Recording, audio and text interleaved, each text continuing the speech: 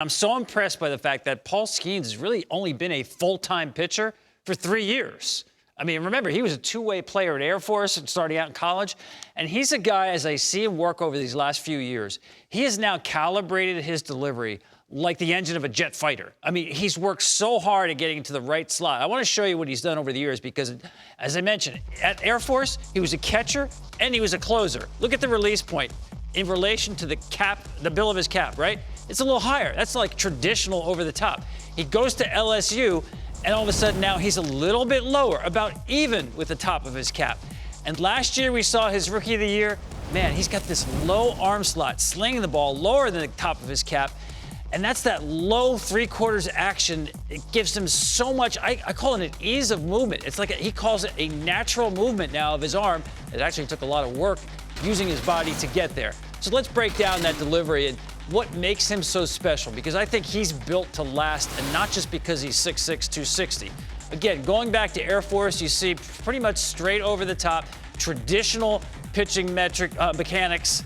You know, he's probably just a good arm at that point. Here he's developing to a real pitcher. Arm gets a little bit lower. He's got a little more action on the ball, a little more free and easy, if you will. And then last year, this is the guy he reminded me of. Now, Pedro's 5'11". Pedro Martinez on the left. Paul Skenes 6'6" on the right, but very similar arm slot. And I'll show you later what else they have in common with this delivery. Let's talk about the mechanics, because when that front foot lands, that ball better be in the loaded position, 90-degree angle. It is. Front hip is already turned. The torso hasn't yet turned. That yellow dot there is the average release point. So you can see he's lower and more offset than an average release point. Look at these numbers here. Release comparison to the Major League average. He's actually lower and he's more offset. We just showed you that orange dot there. That makes this stuff even more difficult for a hitter to pick up. Now, I mentioned Pedro. I want you to watch after Paul releases the ball, the recoil of his front leg and his front hand. He doesn't stop. He's not slamming on the brakes. Pedro at 5'11" had such free and easy motion. Same thing. Watch the recoil. It's like a rifle. They have a recoil action because there's so much energy. When I see a guy do that, I see a guy who's got a free and easy delivery. That's last year on the left, this year on the right.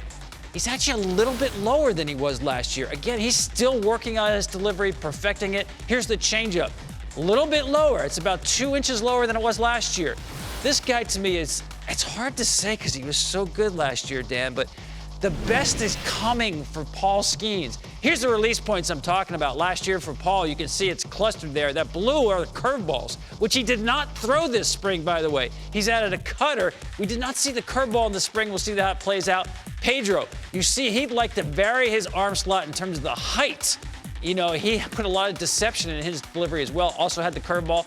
But Paul Skenes has tightened his release point variance. He's even closer now. Everything is coming out at the same spot. When I say everything, he's like a 6-pitch pitcher now. Yeah. I know we love to talk about 100.